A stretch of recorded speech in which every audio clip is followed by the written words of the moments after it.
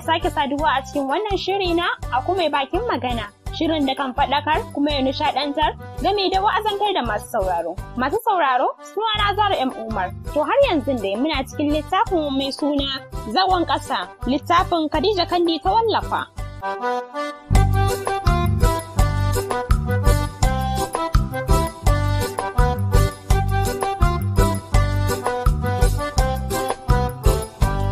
Muna masu godiya da kasancewarku tare da wannan tasha tamu mai suna Faranta TV. Ku yi subscribe sannan ku danna ƙararrawa domin samun shirye-shiryenmu.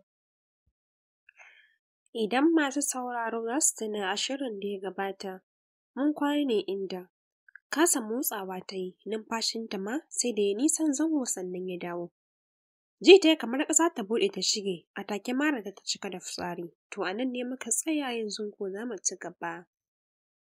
Ba da taɓa sanin gumi na da zafi ba sai a wannan lokacin. Wani irin nauyi ta ji kanta ya yi kamar an ɗauki duniyar nan an ɗora mata. Yau ganin Hilal take ya cika ko'ina na duniyar idanunta. Yau kan ba ranar kuka ba ce, tashin hankalin da ya same ta ya fi ƙarfin kuka. Hakan ya sa hawaye bai kusanci idonta ba, ashe abu mai sauƙi ake ma kuka. Ta kasa yarda yau ita ce Hilal ya kama dumu-dumu haka. Kin san kina da HIV kike ƙoƙarin ɓoyewa Rashida. Do you know what? Lokacin da na ɗiba jininki, result ɗinki ba ɓata yi ba, na ce miki haka ne saboda ban yarda da abin da idona ya gani ba. Na dawo na ɗiba jininki da na yara da na kulsum nawa don na gwada. Na tabbatar idan da gaske kina ɗauke da cutar ne, amma ke kin san kina ɗauke da cutar, kika bari ina kusantar ki? Da ba don wannan cikin ba, da sai mu ɗauki dogon lokaci a tare da ke, baki faɗa ba, haka ne? Wato gabaki ɗaya mu kama da cutar. Ƙiri-ƙiri ta yi masa da ido, cikin ƙarfin hali ta cire ƙafar da ta yi mata mugun nauyi, ta tako ta ƙaraso kusa da shi. Kana da tabbacin ni kaɗai nake ɗauke da cutar? Ka san ta ina cutar ta shige ni? Me yasa idonka zai rufe har haka? Ke da kanki kike zargin kanki. Don me za ki ma Dr. Sabo transfer wannan hodar ke? Don me za ki ce idan ya dawo kawo jinin kamin ya auna ya kira ki? Shi riga kin makara Rashida. Ko da ki kira shi na riga na kai jinin, amma ya ƙi ya faɗa miki saboda ya san ni kamar ni ya san ni. Kuma ya san aikinsa. Dama na san ziyarar da kika kawo min ɗazu a ofis. Ba ta banza ba ce saboda na lura da ke kwata-kwata hankalinki baya jikinki. Binciken da yake min da tambayoyin da yake min ya tabbatar da akwai wani abu. Yanzu kuma kin sa abu a ci kin bayar da sha saboda ki yi binciken ki ko? To bari na faɗa miki. Idan wani abu ya samu matata, wallahi kina cikin matsala. Sai a yanzu hawaye suka samu damar cika idanunta. Har suka silalo zuwa kumatunta. Saboda na san idan ka san ina da HIV, ba za ka faɗa min ba. Idan har ya tabbata ina da HIV Hilal, to ta hanya ɗaya ce na same shi. Wato ta kusanta. Kuma wani namiji bai taɓa kusanta ta ba sai kai. A lokacin da na barka, ka kusance ni, ban san komai ba sai a ɗazu na sa a nemo min Dr. Sabo saboda na tabbatar idan har da gaske ina da cutar ne. Shin ka san wa nake son na kare? Kai da kuma ƙazamar matarka.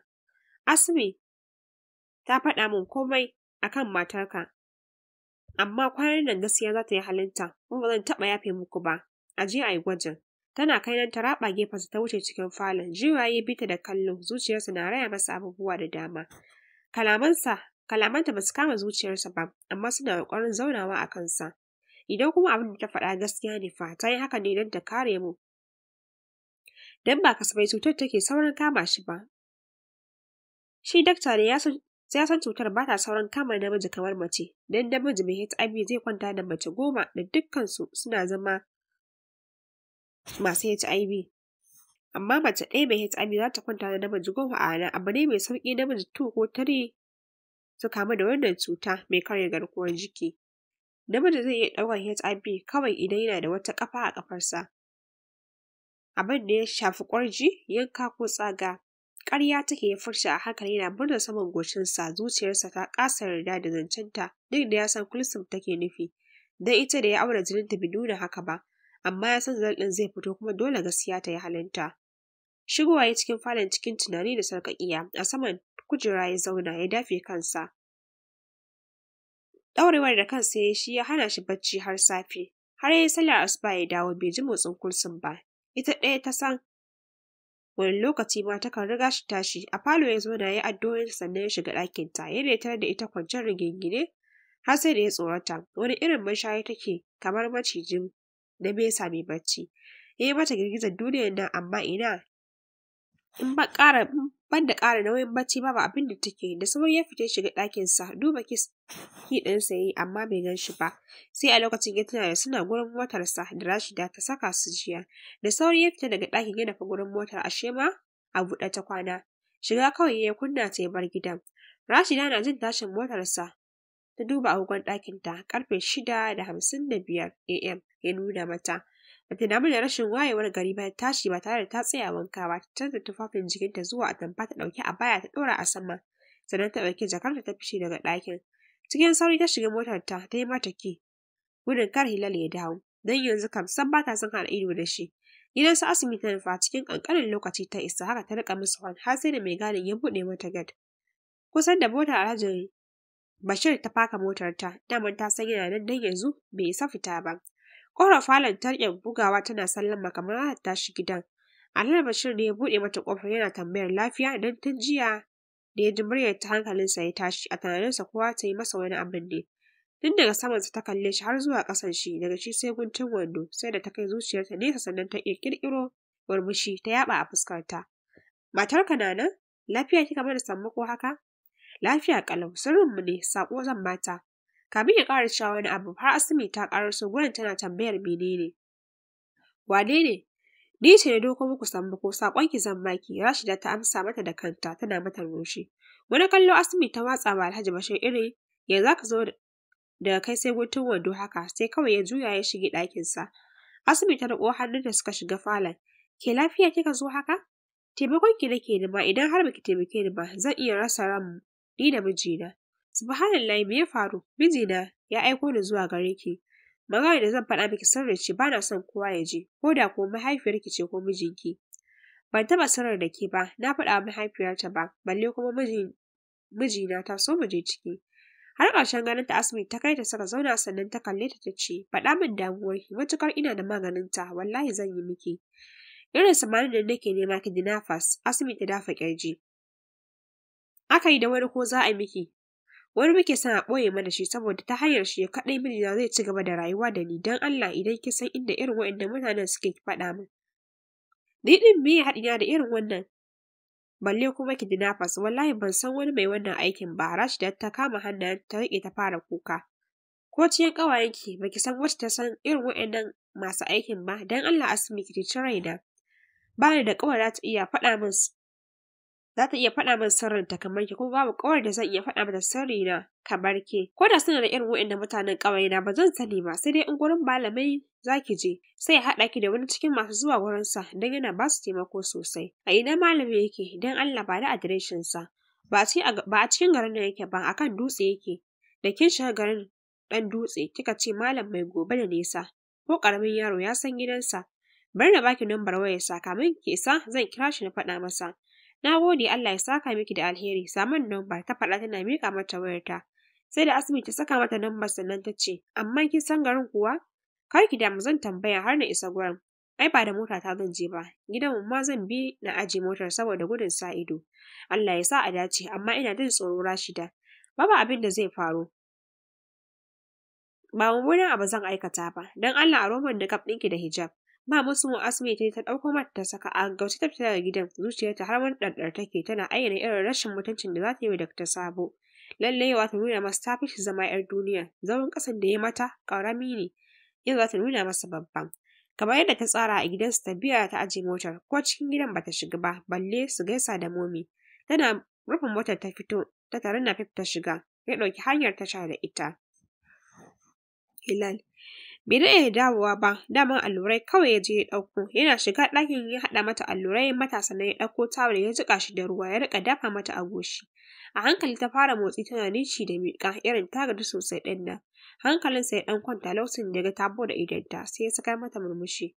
Da ƙyar ta yunƙura ta tashi zaune saboda nauyin da jikinta ya yi mata. Wani irin bacci ne haka? Magani na saka miki a ti? Tashi ki yi sallah. Ta ɗan kalli windo ta ga yadda rana ta fara hudowa sannan ta yunƙura da zummar tashi tsaye, sai dakta ya kai hannu ya riƙe hannunta. Na yarda da ke Kulsum, don Allah kar ki bani kunya.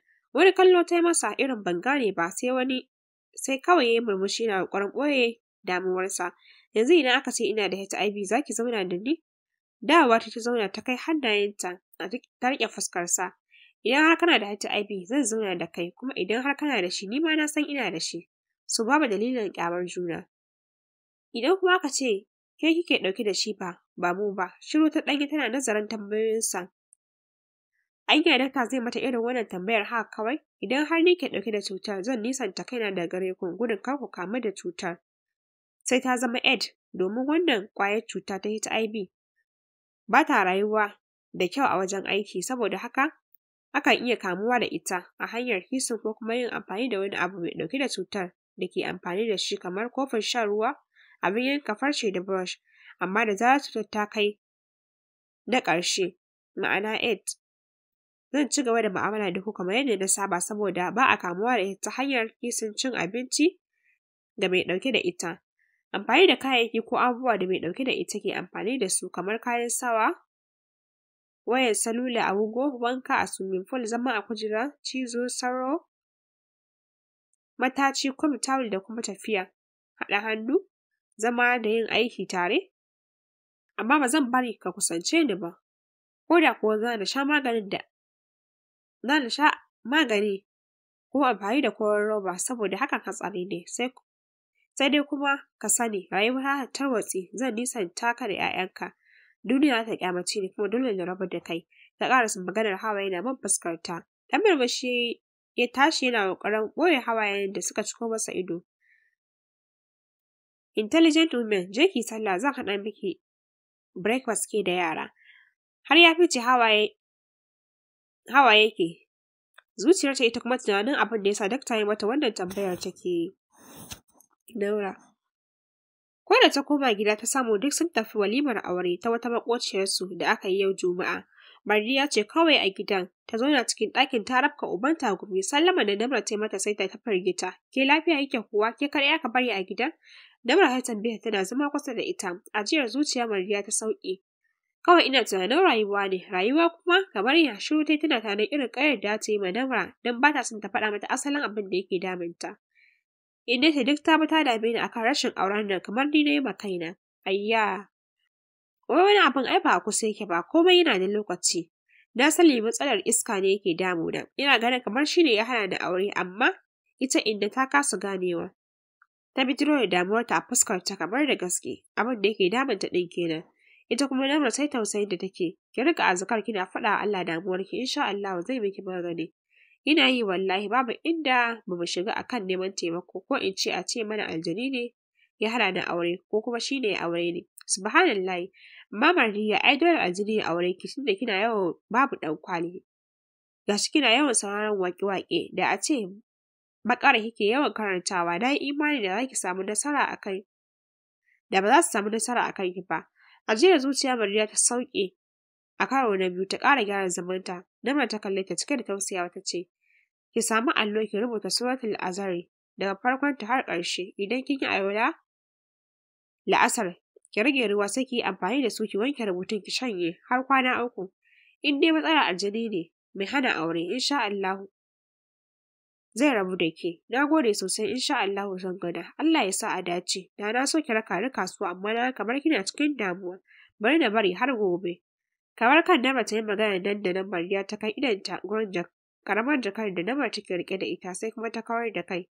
Ku bari har gobe dai, Allah dan yanzu yamma yayi. Ni ma haka ai na gani. Yar rokiyar da ke hannun Mardiya ce ta yi ƙara, sai ta tashi ta bar ɗakin tana amsa wayar.